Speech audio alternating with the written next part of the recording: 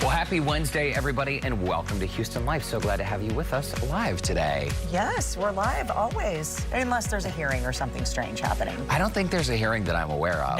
No, there's not. A lot of people have been asking about Tex and whether he is still working at Channel 2. He is. But he's here today, folks. Yeah, his social calendar is quite full. His dance card is always full.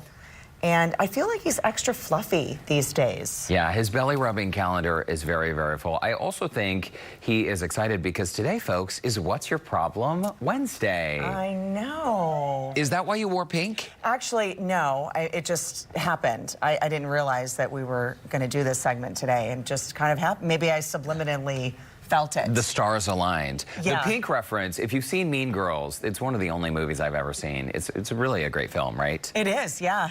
Which character would you be in Mean Girls? I don't know any of them by name. I'm sure you've already picked one out by that tone. No, it just I don't came to know. me. I mean, I've seen the movie multiple times, but I can't tell you like what their names are in the movie. Yeah, well, Lindsay Lohan plays Katie Heron, right? And there are these mean girls who sort of make fun of her, but then they invite her to sit with her, and through, I don't know, social annihilation, manipulation, they're actually really mean to her. And on Wednesdays, they wear pink. Today is Wednesday. Also, What's Your Problem? And we were so excited to share some of these comments. Yeah, and I think this all stemmed, I don't even know how long we've been doing this. I mean, the list is quite long because we get a lot of really ugly emails and messages. But it's just sort of started, I guess, by the producers listening to the phone messages or looking at your comments that, or not you know, other people make. The other people watching. Yes. Well, maybe they're not watching anymore because some of these are quite... Oh, I think they're watching. Yeah. It's interesting because we never set out to have this become a thing. And once we started reading some of these comments, I think a lot of you were probably just as shocked as we were. And we got such an overwhelming response from our viewers that you wanted to hear more of this and you wanted to see more of these. And I guess it is sort of unusual. I've never seen any show read mean messages on the air, but I think there's some sort of lesson and at least a laugh to be taken. Well, there's always, I mean, look, let's just face it. I mean, we're targets, right? Because we're on TV and, you know, social media, and people can make a comment or say anything, whether you like us or don't like us. And so it's just the energy and the amount of effort that goes into some of this is quite astonishing. People will create fake accounts, right? And I think some of the Twitter comments we're going to read today were from fake accounts, right? And you can always spot a fake account because maybe they have one follower, they were recently created. So it always astounds me that people go out of their way to create a fake account just so they can bully people online. I also think it's hilarious that people don't think we know how to track them down. Right. We know who you are is essentially what we're trying to say. Well, and we're not going to show up at your door. Let's be honest. I will. I have it all mapped out. I'm going to bring you some cookies and some milk. Some sour grapes. I want to spread kindness into the world, and I want to help people have a better day. But some say spreading kindness into the world, we shouldn't be doing what we're doing today. It's a bit controversial. Should we not do it? No, we have the time to fill. So maybe next time we won't do it, but today we will. And honestly, I didn't read any of these, so I have no idea what's coming. Okay, well, let's get to it. Did you read some of them? No. Okay. Cue the music. I'm going to start. This was a message we received, I guess, last week because we were chatting about how dirty your bag was. And so I said, hey, let's, grab your bags. And our producers brought us our bags. We looked through. The comment was, digging through your bags is really boring. If you only had a script of something relevant to Houstonians, thus the name Houston Life. Angela on Twitter, thank you so much for your comment. You're just going to leave it there? I mean, your bag was kind of boring. I'm kidding. I'm kidding.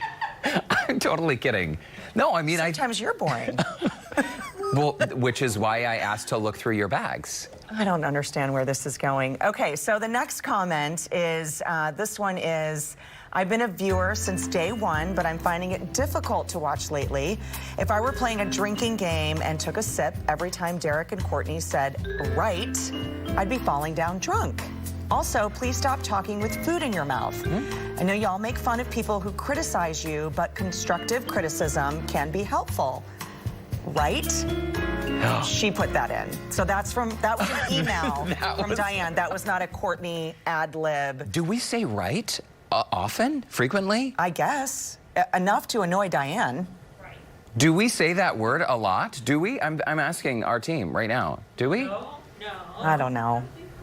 Diane doesn't like it. I feel like Diane's written in before. Or am I confusing her with somebody else? It could be just a different Diane. Oh, maybe. I have an aunt Diane, Yeah. but she's nice, so she didn't She write it. didn't write that? No. No. But also, it is interesting. Obviously, there are things that we all do we don't realize we're doing, right? And so... Right?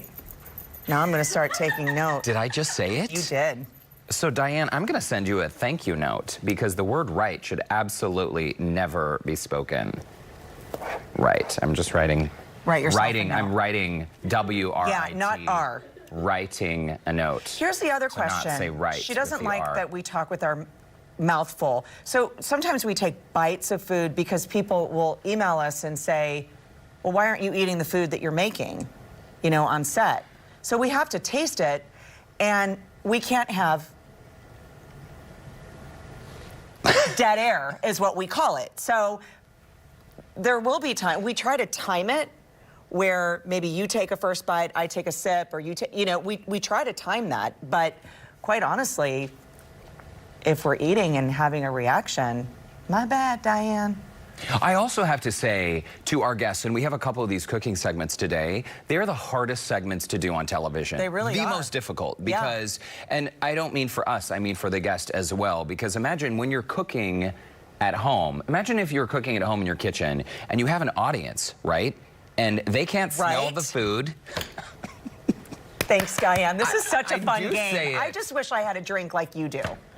Because she said if we were playing a drinking game. Don't you say it as well? I think that message was directed at both of us. I'm sure it was, Right. but today you're adding the tallies. Anyway, food segments are very difficult to do. And viewers have asked me about these segments before because how do you keep the food warm? If you're a viewer, you can't smell it, so it's our job to try to convey how it smells, how it tastes. It is tough to convey how something tastes. Oh, it tastes good. It's spicy. It's sweet. It's tricky. It really is tricky. And for the guests, they have to time how the food is all laid out and cooked, plus the pressure of having an audience. It's tough. And for us to like it. Because what if we taste it and we really don't like it? I've always liked the food I have here. too, but I'm just saying, What if it were really bad? absolutely. Do you remember that time I ate that can of wet chili and you thought it was dog food? That was so gross. That was so gross. I feel like I should have kept the joke going longer and never actually told you. When I was a kid, we used to have assemblies where the Humane Society would come and they would teach us about how to care for pets. And then they would hand out pet food samples, the dry ones, and I would eat the dry ones just to show off for my friends. I thought it was cool. It's like the perfect party gift. Well, yeah, because it was like snack time, but better. Did know? you like the way it tasted? No. Of course not. Okay. Let's get to another comment. This Yeah. one came from Twitter from a totally real account with 1 follower. It reads, "The worst show on TV is Houston Life. I can't stand it." From Crispy Biscuits 8. I checked, she still has 1 follower this morning. She does. And I think a fake photo. So again, someone went out of their way to, It's a lot of work. it is. It's a lot of work. And granted, sometimes the show's bad. We can't help it, people. We're human like you are. Right. I know. It's hard to believe. This next one, I just saw the top line, and this is going to be an interesting conversation. So this one is stop talking over each other. Finish your sentences. Answer the questions you bring up. That's from John on Facebook.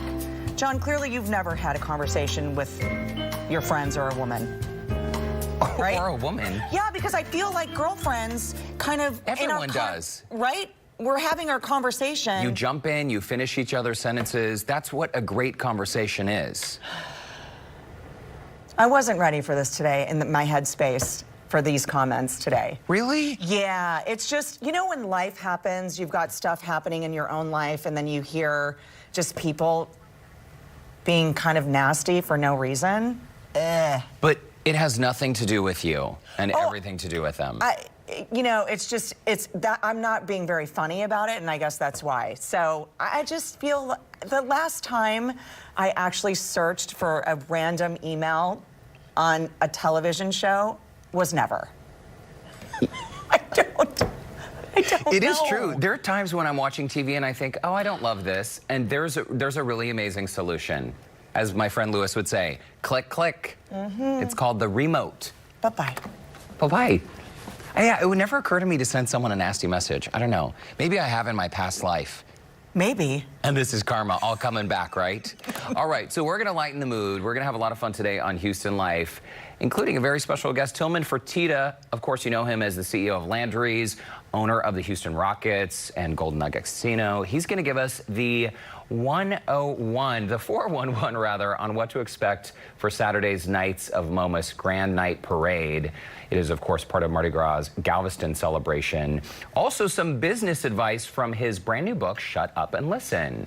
And listen to this. We have a seafood masterclass with the man that's known as basically the fishmonger czar. Oh, cool. Chef Tinny Flynn is here in New Orleans' GW Finn's restaurant and co-owner and chef. He's going to be cooking up shrimp sauteed in barbecue butter. What else do you need? Goat cheese grits. And he also has a new book, Deep End of Flavor, helping people who are basically scared to cook seafood at home. I'm one of those people. It is a little trickier, right? Because Yeah. you don't want to overcook it and have it become fishy or rubbery, so Or break how it to all buy down. fish. That, I think, is not my forte at all. Don't worry, Yeah. don't worry. Have I'm faith. excited about We the can all segment. do it. Coming up next, 5 strategies to help you eat healthier this new year. Don't go away. We'll be right back.